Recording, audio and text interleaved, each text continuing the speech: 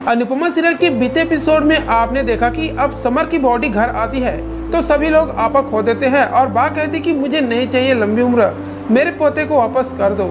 सभी लोग अपनी अपनी बातें समर से कहता है। अब आने वाले एपिसोड में अनुज अनुपमा के सामने खुद को बेगुनाह साबित करने की कोशिश करेगा।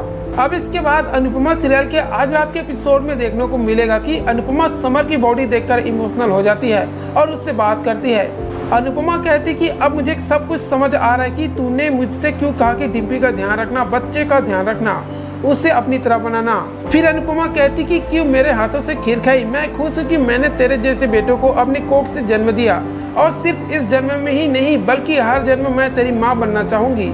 अनुपमा की बातें सुनकर सभी लोग इमोशनल हो जाते हैं। अनुपमा नजर का धागा समर को बांधती है और हर जन्म में नजर से बचने का वादा करती है। वहीं दूसरी तरफ डिम्पी का भी बुरा हाल हुआ पड़ा है, जिसके बाद डॉक्टर का मैसेज आता है कि अंग दान करना है या नहीं।